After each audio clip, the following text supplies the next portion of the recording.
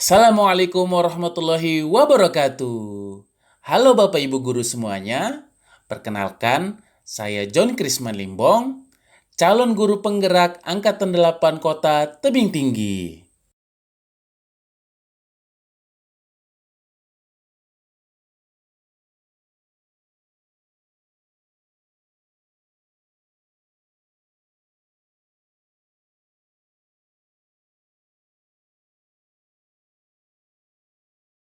Baik Bu, Assalamualaikum warahmatullahi wabarakatuh. Waalaikumsalam. Terima kasih Ibu telah memberikan waktunya untuk bisa saya wawancarai terkait dengan ilmu etika, di mana nanti ada beberapa pertanyaan yang mungkin akan saya tanyakan ya Bapak ya Ibu ya. Pertanyaan pertama yaitu apa saja tanda-tanda yang membuat Ibu merasa bahwa suatu situasi adalah dilema etika atau rujukan moral? Bisakah Ibu berikan contoh kasus nyata yang pernah Ibu alami seperti itu, Bu? Kalau menurut saya, setelah beberapa bulan saya di sekolah ini ada suatu dilema lah ya. Seperti di kelas 1. Nah, di kelas 1 itu ada siswa kita yang berkebutuhan khusus. Sementara guru yang di kelas 1 ini harus mengajar juga dengan anak yang biasa gitu. Dengan jumlah murid 20 orang digabung anak berkebutuhan khusus. Nah, ini menjadi dilema karena guru kelas 1 ini tidak bisa menangani dan tidak bisa mengajar, disamakan anak yang berkebutuhan khusus dengan anak yang tidak seperti itu. Nah, itu menjadi suatu dilema kan gitu. Bagaimana bisa seorang guru tadi, seharusnya ada guru khusus untuk yang berkebutuhan khusus tadi. Itulah tadi masalahnya.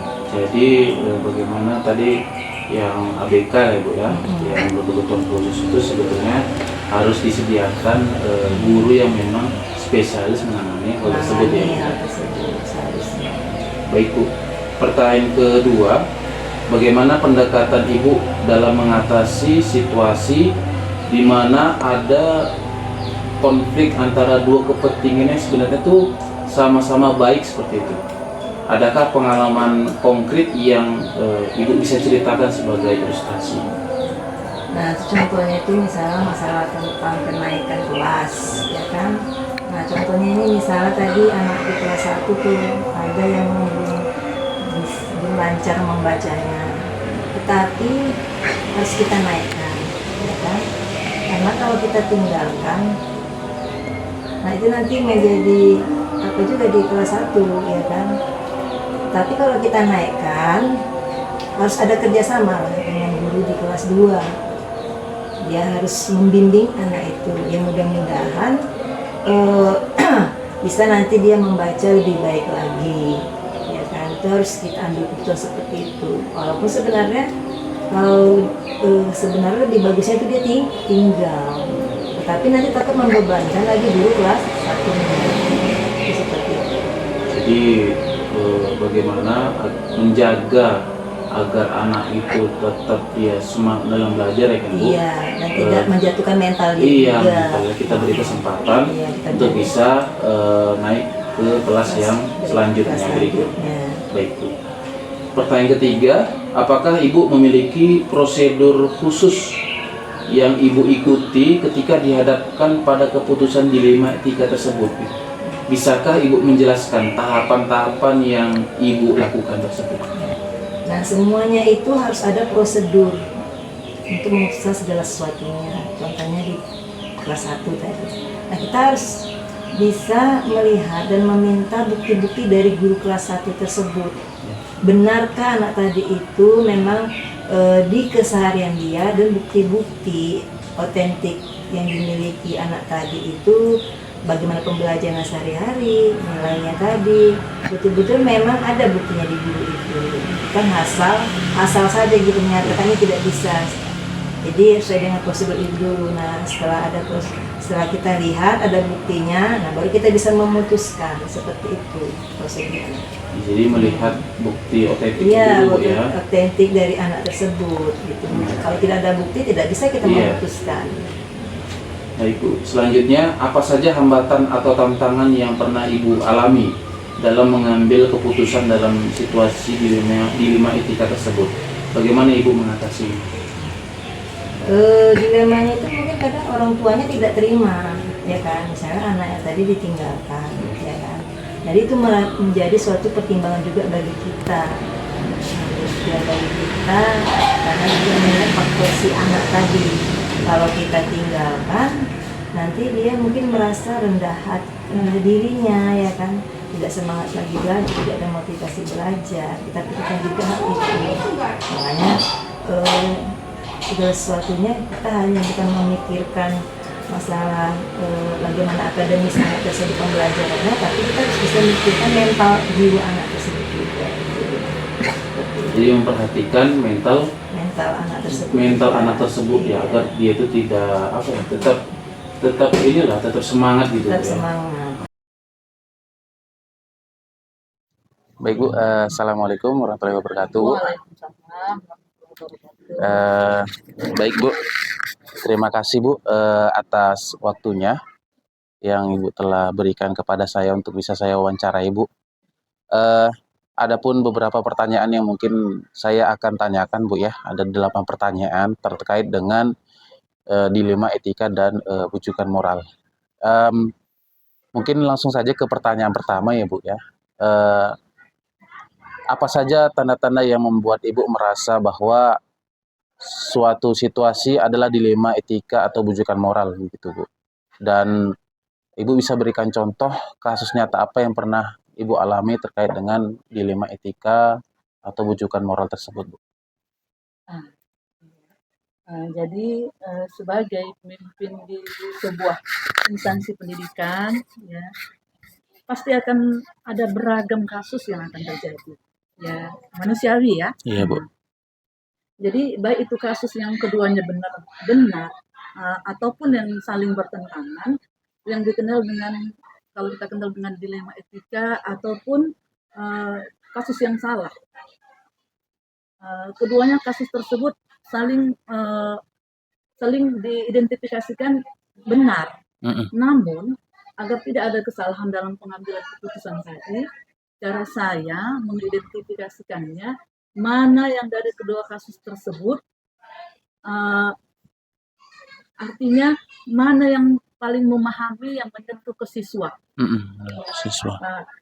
Dengan cara berkomunikasi dengan pihak yang bersangkutan, saya komunikasikan kepada guru-guru. Umpamanya masalah itu tadi terbit dari sini, maka saya akan panggil guru-guru yang bersangkutan untuk dapat menyelesaikannya. Jadi bagaimana komunikasi itu yang paling penting Ibu ya, sebelum kita menentukan ini maunya kemana Ibu ya, apakah dilema etika? Iya. Baik Bu, pertanyaan kedua, bagaimana pendekatan Ibu dalam mengatasi situasi di mana ada konflik antara dua kepentingan Bu, yang sebenarnya itu sama-sama baik begitu? Adakah pengalaman konkret yang Ibu pernah alami? Kalaupun ada, bisa Ibu ceritakan. Pengalaman konkretnya ya, ini kan menyangkut ya kepentingan ya, kepentingan seorang memiliki kebenaran atau kesetiaan. Jadi Ibu ambillah yang ada rasa adil atau belas kasih atau dampak ini yang berkelanjutan untuk seterusnya, itulah yang akan Ibu ambil langkah-langkahnya, yang tidak merugikan kedua belah pihak, tapi mana yang berkelanjutan, manalah yang istilahnya dampaknya lebih positif. Iya, jadi lebih kepada melihat jangka ke depannya Ibu ya, bahwasannya nanti kebijakan ini apakah berdampak lebih besar atau bagaimana gitu Bu. Oke, pertanyaan ketiga Ibu, apakah Ibu memiliki prosedur khusus yang Ibu ikuti begitu ketika dihadapkan pada keputusan dilema etika? Bisakah Ibu jelaskan tahapan-tahapan yang Ibu lakukan? Tahap-tahapannya ini ya, ini berdasarkan nalar kita lah ya, atau hati nurani.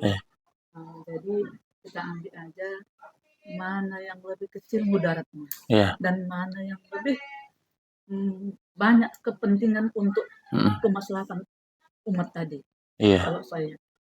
Nah, jadi dengan mempertimbangkan kepentingan peserta didik tadi, jika kasus itu berhubungan dengan peserta didik, maka berdasarkan prinsip-prinsip berpikir yang berbasis hasil akhir berupa peraturan, berpikir berbasis rasa peduli, tahap-tahap itulah yang akan saya ambil. Lalu keputusan akan ditinjau kembali, akan saya tinjau kembali keputusannya hingga keyakinan kebenaran itu insya Allah dalam bimbingan ilahi. Keputusan yang saya ambil adalah keputusan yang insya Allah bertanggung jawab. Jadi intinya tetap melaksanakan prosedur sesuai dengan ininya Bu ya, aturan yang berlaku ya kan Bu ya. Dengan tidak mengedepankan nalar lah gitu, mengedepankan nalar dan kebutuhan hati nurani. Pertanyaan keempat ya Bu, apa saja hambatan atau tantangan yang pernah Ibu alami begitu Bu dalam mengambil keputusan dalam situasi dilema etika? Nah, kalaupun ada, bagaimana Ibu mengatasi tantangan atau hambatan tersebut begitu Bu? Gini ya, kan keputusan kita ambil ya. Iya Bu. Tapi tetap ada aja nih pihak-pihak yang tak dapat menerima sepenuhnya. Iya. Padahal kita rasa ini sudah cocok, sudah adil, sudah pas, tapi tetap ada pihak yang merasa tidak menerima sepenuhnya. Walaupun dia menerima, tapi hati nurani tetap menerima. Jadi prosesnya ini adalah sebuah tantangan. Jadi gimana ya? Saya harapkan ya keputusan tadi istiqomah menjalankannya, walaupun bertentangan hati nurani, ya tetap istiqomah untuk menjalankan dengan besar hati, karena itu merupakan sebuah kesepakatan yang harus bersepakati bersama.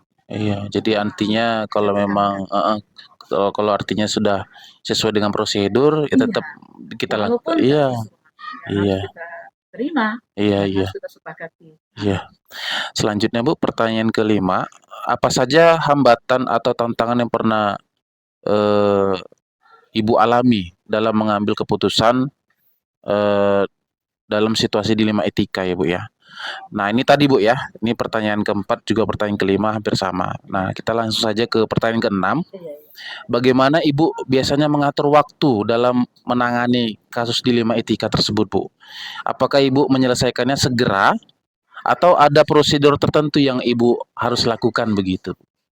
Iya, memang tata kelola ini tapi kalau saya dalam menyelesaikan kasus ini saya prioritas. Ambil yang lebih prioritas kasusnya, mana yang perlu diselesaikan secepatnya, tergantung dari jenis kasus yang paling berat ya. Istilahnya secepatnya lah kita selesaikan, supaya tercipta lingkungan sekolah yang kondusif buat semua warga sekolah, hanya itu. Ya, jadi artinya yang mana yang kemudian lebih cepat lebih baik lah ya Bu ya. Baik, dan yang lebih kondusif untuk kebutuhan sekolah, apapun ceritanya untuk kepentingan sekolah, warga sekolah. Siap Bu. Pertanyaan ketujuh, apakah ada orang tertentu atau elemen-elemen dalam lingkungan sekolah yang berperan penting begitu Bu dalam membantu Ibu dalam mengambil keputusan dalam kasus dilema etika? Kalau ada, peran mereka itu seperti apa Bu kira-kira? Ada. Ya. Ya umpamanya guru-guru. Mereka itu membantu ngasih jalan keluar. Karena saya sebagai kepala sekolah kan juga manusiawi. Kadang-kadang emosi. Kadang-kadang kita rasa sudah pas, ternyata si yang punya masalah tadi tidak pas. Jadi memang saya menampung pemikiran para guru untuk membantu pemikiran saya untuk menyelesaikan masalah. Artinya semua guru berperan ya Bu ya.